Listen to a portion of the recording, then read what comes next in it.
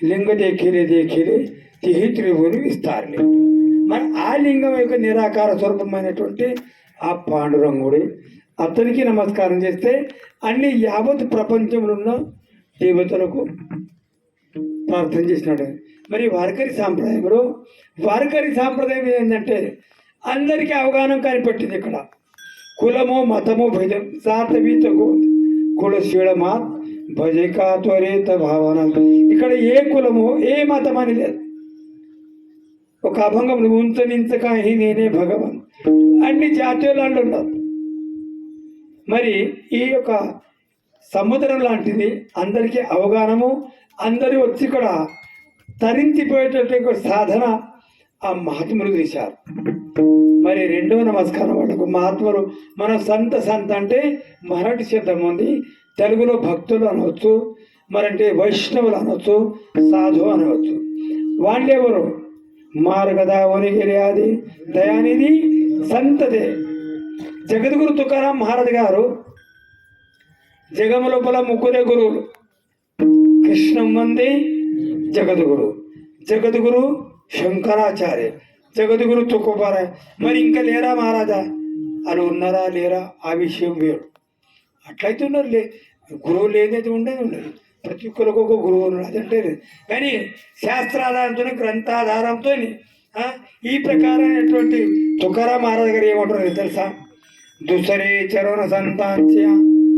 జగద్గురు తుకారాం మహారాజ్ కూడా ఒక ఎవరికి ప్రార్థన చేస్తా ఉన్నారు? ఎవరైతే జగద్గురు తుకారాం మహారాజ్ యొక్క గాథలో పూర్తి సంత మహాత్ములది ఉన్నది.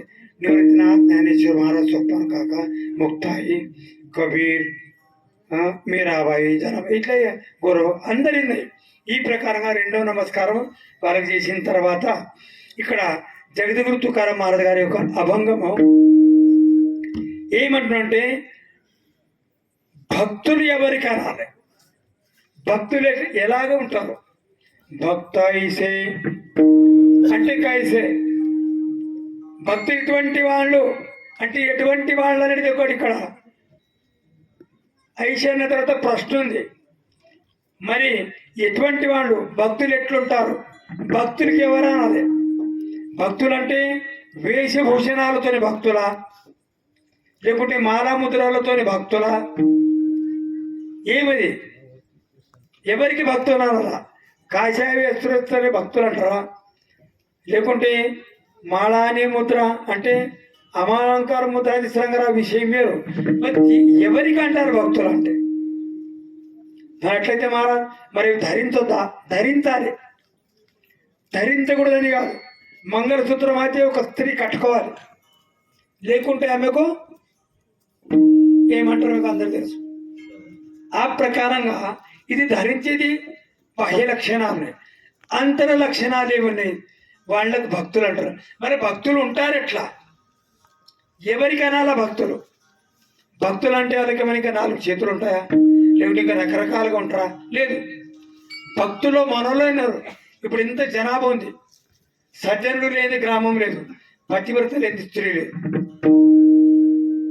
పవిత్రతో కూడా పావనతో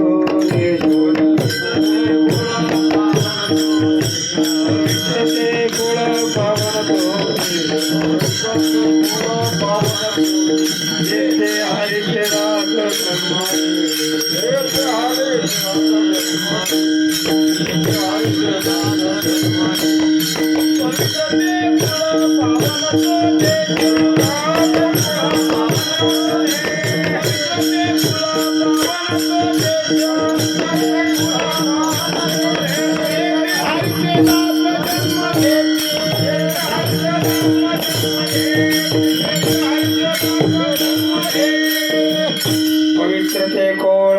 పావనతో జెత్తే హరిచేదాస జన్మగతి. పవిత్రమైన కులము ఈ మానవ జన్మకు వచ్చింది. మన భారతదేశంలో ఎక్కడెక్కడైతే సజ్జనులు సంత మహాత్ములు ఉన్నారు, మరి లేని గ్రామం ఉండదు, లేని దేశం లేదు. మరి ఎవరికి భక్తులు అనాలా? మరి పృథ్వీ పైన ఒక హీరా ఉంది. అదే పృథ్వీ పైన కూడా హీర లెక్కనే కనిపిస్తుంది అది కూడా దానికి ఏమంటున్నాము రౌత్. అది ఎట్లుంటుంది? సేమ్ సేమ్ టు సమానంగా కనిపిస్తుంది. దానికి దీనికి ఏం తేడా ఉండదు. కానీ ఏమైతే పృథ్వీ చాపోటి హీరా గారగోటి దోసి మరి దానికి దీనికి సంబంధం ఉంటుందా? అదే ప్రకారంగా పాలలో వెన్న ఉందా? పాలల్లో వెన్న ఉంది కదా, పాలల్లో వెన్న లేదా? ఉన్నది. కానీ వెన్న ధర వేరు, చల్ల ధర వేరు. ఎప్పుడైతే బటర్ మిల్క్ అది ఇచ్చేపెట్టండి, ఆ విషయం వేరు. కానీ చల్లకు వెన్నకి ఎంత తేడనో సంత మహాత్ములకు మనకు అంత తేడా. పోనీ ఇప్పుడు ఆకాశంలో చుక్కలు ఉన్నాయి, ఆకాశంలో చంద్రుడు ఉన్నాడు. అమాస రాత్రికి చుక్కలన్నీ చాలా కనిపిస్తాయి, కోట్లాది లక్షలాది కనిపిస్తాయి. కానీ వెళ్తురు ఉంటుందా? మెరుస్తుంటాయి, వెళ్తుంటాయి. కానీ అదే చంద్రుడు ఉంటే ఎట్లా మెరుతుంది? ఆ ప్రకారంగా భక్తులు ఉంటారు. మరి భక్తుల దగ్గర ఏమన్నది విశేషమైనటువంటిది? భక్తులు అనిపించుకునటానికి ఎందుకు భక్తులు అన్నారు? గేలే ఆశాపాశ నివారుని. వారి దగ్గర ఎలాంటి ఆశ లేదు. తన శరీరం పైన కూడా మమకారం లేదు, తన శరీరానికి కూడా ఆలోచించలేరు.